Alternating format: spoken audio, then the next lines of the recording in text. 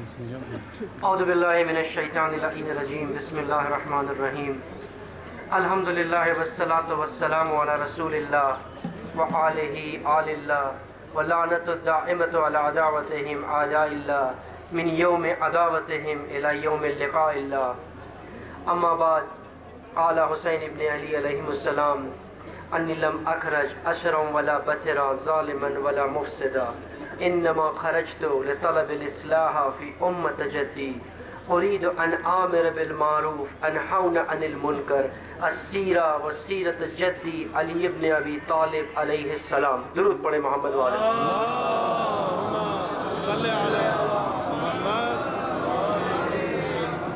آج جو مومنین نواسہ رسول صلی اللہ علیہ وسلم کا غم منانے کے لیے یہاں جمع ہوئے ہیں اور بالخصوص باہر نکل کر سڑکوں پر آئے ہیں، یہ اس لیے نہیں آئے ہیں کہ حسین ابن علی ان کے عزاداری کے محتاج ہیں، یہ اس لیے آئے ہیں کہ سارے جہان اسلام کو، سارے جہان انسانیت کو حسینیت کا پیغام دے سکے۔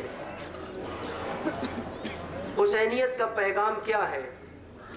حسینیت کا پیغام خود اس نبرد کو انجام دینے والے خود حسین ابن علی سے آ کر کے پوچھے کہ میرا پیغام کیا ہے۔ حسین ابن علی کی جنگ کسی طبقے، کسی فرقے، کسی مذہب، کسی شخص کے ساتھ نہیں تھی۔ حسین ابن علی کا قیام، حسین ابن علی کی نبرد ایک ایسے معاشرے کے ساتھ تھی جو انسانی اقدار کو پامال ہوتا ہوا دیکھ رہا تھا، ایک ایسی امت رسول اللہ کے ساتھ تھی جس نے ایک طرف ایک اقلیت نے انسانی ویلیوز کو، انسانی اقدار کو پامال کیا، معاشرے میں فسق و فجور کو بھر دیا، اور دوسری طرف ایک اکثریت اسے دیکھ کر کے خاموش رہی۔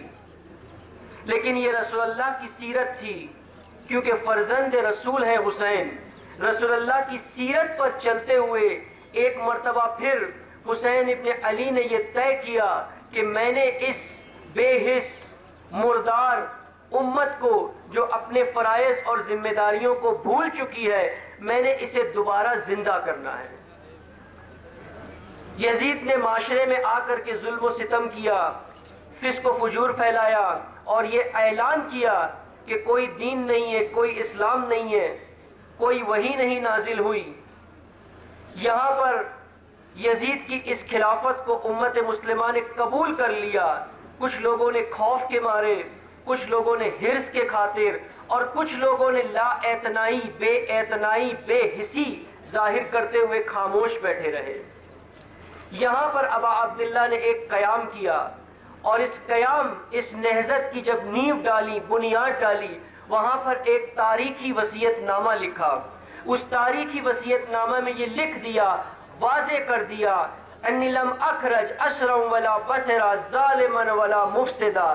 کوئی یہ نہ سمجھے کہ حسین معاشرے میں فساد پھیلانے نکل رہا ہے، کوئی یہ نہ سمجھے کہ حسین معاشرے میں اختلاف کھڑا کرنے نکل رہا ہے، کوئی یہ نہ سمجھے کہ حسین معاشرے میں ظلم پھیلانے نکل رہا ہے۔ نہ، انما خرجت، میں کس لیے نکل رہا ہوں؟ میں اس لیے جا رہا ہوں، انما خرجت لطلب الاصلاح فی امت جدی، میں اپنے نانا کی امت کی اصلاح کرنے جا رہا ہوں۔ اصلاح کہاں ہوتی ہے؟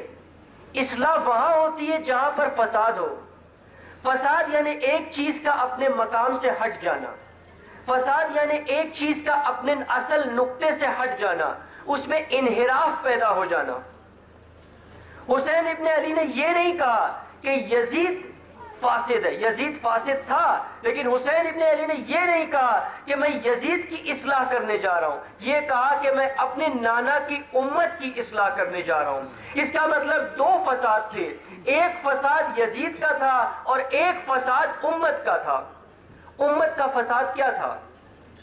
امت کا فساد یہ تھا کہ جب معاشرے میں کوئی ظالم، کوئی بدکار، برسر پیکار ہو، حاکم بن جائے، وہاں پر امت رسول اللہ کا فریضہ یہ بنتا ہے کہ اسے قبول نہ کرے، کم از کم اس کے خلاف اٹھ کھڑے ہو اور آواز اٹھائے۔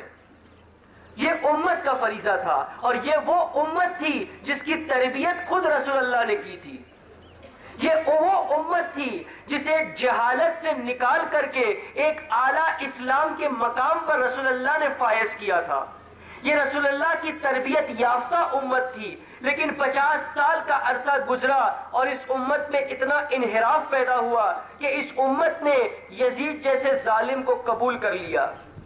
یہاں پر حسین ابن علی نکلے اپنے گھر سے، اپنے بچوں کو لے کر، اپنے عزیزوں کو لے کر، اپنے خانوادوں کو لے کر، اور ہر کوئی جو حسین ابن علی کی راہ پر چلنے کے لیے تیار تھا اسے لے کر کے نکلے۔ حسین ابن علی نے مدینہ چھوڑا چند افراد کے ساتھ، باقی سارے کے سارے پیچھے بیٹھ گئے۔ حسین ابن علی مکہ میں پہنچے اور مکہ میں 4 مہینہ گزارا، 4 مہینہ اپنی تبلیغ کی، لوگوں کو اپنا پیغام پہنچایا، لوگوں کو اپنا مقصد بتایا۔ اور عین 8 ذی الحج کے دن جب سارے کے سارے مسلمان حج کے لیے کعبے میں جمع ہوئے، حسین ابن علی نے خانہ خدا کو چھوڑ دیا اور چھوڑ کر کربلا کی طرف بڑھے۔ کیوں؟ اس لیے کہ یہ وقت حج کا نہیں تھا، یہ وقت حج کی حرمت کو بچانے کا تھا۔ یہ وقت وہ نہیں تھا کہ لوگ احرام باندھے اور باندھ کر کے خانہ خدا کا طواف کرے، یہ وہ وقت تھا جب احرام اتار کر کفن باندھے اور عشق خدا کا طواف کرے۔ یہ وہ وقت نہیں تھا کہ لوگ میدان منی میں جا کر پتھر کے شیطان کو رمی کرے اور کنکر مارے، یہ وہ وقت تھا جب آنکھوں کے سامنے موجود ایک بڑا شیطان موجود تھا، اسے جا کر کے کنکر مارے، اسے جا کر کے پتھر مارے۔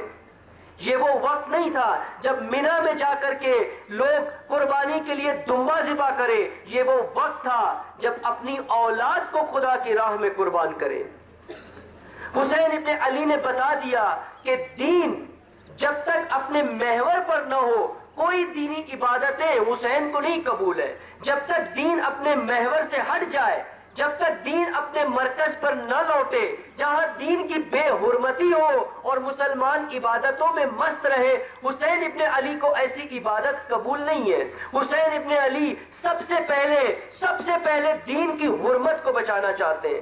آج بھی دنیا میں بہت سی جگہ دین کی بے حرمتی ہوتی ہے، کہیں قرآن کی توہین ہوتی ہے، کہیں رسول اللہ کی اہانت ہوتی ہے، رسول اللہ کے نام پر ایک بےہودہ فلم بنائی جاتی ہے جو ساری دنیا میں نشر ہوتی ہے۔ یہاں پر امت مسلمہ کا فریضہ یہ بنتا ہے کہ دین کی حرمت کو بچائے۔ یہی راستہ، یہی سیرت حسین ابن علی کی سیرت ہے۔ مردہ باد، مردہ باد، امریکہ مردہ باد، مردہ باد، مردہ باد، امریکہ مردہ باد، مردہ باد، مردہ باد، اسرائیل مردہ باد، مردہ باد، مردہ باد، اسرائیل مردہ باد، لبیک یا رسول اللہ، لبیک یا رسول اللہ، لبیک یا حبیب اللہ، لبیک یا حبیب اللہ، لبیک یا حسین، لبیک یا حسین، لبیک یا حسین، لبیک یا حسین۔ حسین ابن علی نے کیا فرمایا، کیا کہہ کر کے نکلے کہ میں امر بالمعروف اور نہی عن المنکر کرنے جا رہا ہوں۔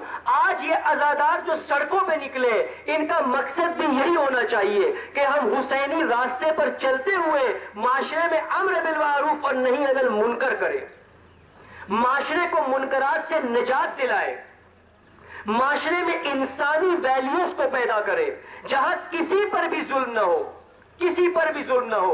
امام خمینی رحمت اللہ علیہ فرماتے ہیں کہ دنیا کے کسی بھی کونے میں، کسی بھی خطے میں، بغیر کسی مذہب کی دیوار کے کہیں پر بھی کسی پر بھی ظلم ہو، خمینی اس کے ساتھ ہے۔ حسینی پیغام انسانیتی پیغام ہے۔ حسینی پیغام صرف اسلامی پیغام نہیں ہے۔ کوئی انسان آج ہے دنیا میں جو دل سے ذلت کو قبول کرنا چاہتا ہے؟ کوئی ہے؟ مجبوری میں ہم سب ذلت قبول کر لیتے ہیں، لیکن ہمارا دل کہیں راضی نہیں ہوتا کہ کوئی ہمیں ذلیل کرے۔ اور یہی پیغام حسین ابن علی نے دیا. کیا دیا؟ کہ یزید نے مجھ سے بیعت کا مطالبہ کیا کہ میں یزید کی بیعت کروں. یہ کون سا راستہ ہے؟ ان دائی ابن دائی قدرک بینی بینک اسنتین بین ذلہ و ذلہ ہیہات من ذلہ. یہ یزید نے مجھے دو راہیں پہ لا کر کے کھڑا کیا ہے. ایک راستہ وہ ہے جو تلواروں کا راستہ ہے، مصیبتوں کا راستہ ہے، مصائب کا راستہ ہے، اپنی آل کو قربان کرنے کا راستہ ہے. اور ایک راستہ وہ ہے جو ذلت کا راستہ ہے، جہاں میں اطمینان سے اپنی زندگی گزار سکتا ہوں، جہاں میں مست رہ سکتا ہوں، جہاں میں عبادتیں کر سکتا ہوں، لیکن یہ ساری عبادتیں ذلت کے ساتھ ہوگی. اور حسین کو ذلت قبول نہیں ہے. کیوں ذلت قبول نہیں ہے؟ کیونکہ میرا حسین کا خدا عزیز ہے. اتعز من تشاء، ساری عزت خدا کی طرف سے. حسین کا خدا جب ذلت نہیں قبول کرتا، حسین کا نانا رسول جب ذلت نہیں قبول کر سکتا، حسین کا بابا علی جب ذلت قبول نہیں کر سکتا، حسین کی مادر سیدہ جب ذلت قبول نہیں کر سکتی، تو کیسے ممکن ہے کہ حسین ذلت قبول کرے؟ حسین نے یہی شعار بلند کیا. کیا شعار؟ کہ ہیہات من ذلہ، مجھے ذلت کا راستہ قبول نہیں ہے. عزادار حسین کو یہی ویلیوز، یہی اقدار معاشرے میں زندہ کرنا ہے کہ کہیں بھی کچھ بھی ہو ذلت قبول نہ کرے. چاہے وہ دین کے خلاف کوئی بے عزتی ہو، اپنی ناموس کے خلاف ہو، اپنے خلاف ہو، کسی بھی میدان میں ذلت نہ قبول کرے. اور جہاں بھی یہ مارکا آ جائے کہ ایک طرف ذلت کا راستہ ہے اور ایک طرف مصائب کا راستہ ہے، تو حسین ابن علی کے مصائب کو یاد کرتے ہوئے اس مصائب کے راستے پر چل پڑے اور کہے ہیہات من ذلہ، ہیہات من ذلہ، هيهات منا ذلة، ہیہات من ذلہ، هيهات منا ذلة، ہیہات من ذلہ. هيهات منا ذلة. اور عزت کا راستہ آسان راستہ نہیں ہے. عزت کا راستہ تلواروں کا راستہ ہے. عزت کا راستہ تیگوں کا راستہ ہے. عزت کا راستہ اپنے عزیز اور اقربا کو قربان کرنے کا راستہ ہے. یہ وہ راستہ ہے جس پر چل کر کے اپنے جوان بیٹے کا لاشا اٹھانا پڑتا ہے. یہ وہ راستہ ہے جہاں پر اپنے کمسن بھتیجے کو میدان میں جنگ میں بھیجنا پڑتا ہے. یہ وہ راستہ ہے جہاں پر 6 مہینے کے بچے کو اپنی آغوش میں لے کر کے میدان میں جا کر کے راہ خدا میں اسے دینا پڑتا ہے. یہ وہ راستہ ہے جہاں تپتی ہوئی زمین میں پیاس کی شدت کے ساتھ اپنی گردن کو اپنے حلقوم پہ خنجر چلوانا پڑتا ہے. یہ وہ راستہ ہے جہاں پر سب کچھ دے دینے کے بعد، ساری جانوں کو دے دینے کے بعد بھی یہ راستہ ختم نہیں ہوتا. اس کے بعد حرم رسول اللہ کی حرمت کو بھی دینا پڑتا ہے، اپنے خیموں کو جلوانا پڑتا ہے، اپنی بہنوں کو، اپنی بچیوں کو بے ردا کروانا پڑتا ہے. بے ردا کرا کے بازاروں سے، درباروں سے گزارنا پڑتا ہے. ان کے ہاتھوں میں رسیاں بندھوانی پڑتی ہے، ان کی پشت پہ کوڑے لگوانے پڑتے ہیں. یہ وہ راستہ ہے، یہ وہ مصائب کا راستہ ہے جو حسین ابن علی نے قبول کیا. روز 11 محرم کو جب یہ قافلہ اسیروں کا ان ظالموں نے انہیں اسیر بنایا، ان کے چادریں اتاری. کس طرح سے چادر اتاری؟ راوی کہتا ہے اس طرح سے چادر اتاری کہ نوک کے نیزہ سے جا کر کے چادریں اتاری. چادریں اتار کے انہیں اسیر بنا کر کے جب انہیں لے کر کے چلا گیا، ایک مرتبہ ثانیہ زہرا نے کہا، اے عمر ابن سعد، اے شمر، میری ایک آخری خواہش ہے. کہا کیا خواہش ہے؟ مجھے ایک بار اپنے بھیا کی جنازے کی زیارت کرا دے.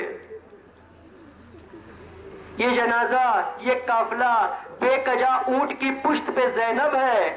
زینب کے دونوں ہاتھ پسے پردن بندھے ہوئے ہیں اور زینب کو مقتل سے گزارا جاتا ہے. کہیں پر اون محمد کا جنازہ ہے، کہیں پہ علی اکبر کا لاشا ہے، کہیں پر عباس کا لاشا ہے.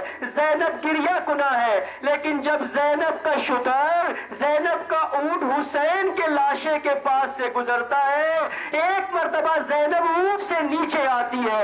زینب اسی طرح سے اونٹ سے نیچے آئی جیسے عباس گھوڑے سے نیچے آئے، دونوں ہاتھ بندھے ہوئے. ایک مرتبہ زینب کونیوں کے بل چلتی ہوئی سر بریدہ لاشے کے پاس، حسین کے لاشے کے پاس پہنچی اور پہنچ کے کیا کہا؟ پہنچ کے کہا، بھیا، اے میرے بھیا، آج میں آپ کے جنازے کو ایک بوسہ دینا چاہتا چاہتی ہوں، اور وہ بوسہ ایسی جگہ دینا چاہتی ہوں جو نانا کی بوسگاہ ہے، جو میرے نانا کی بوسگاہ ہے۔ جناب زینب نے حسین کی کٹی ہوئی گردن میں بوسہ دیا، حسین کے جنازے کو اٹھایا اور اٹھ کر کے کیا کہا؟ ربنا تقبل منا حاضر قربان، اے پروردگار ہماری اس چھوٹی سی قربانی کو قبول کر۔ اللہ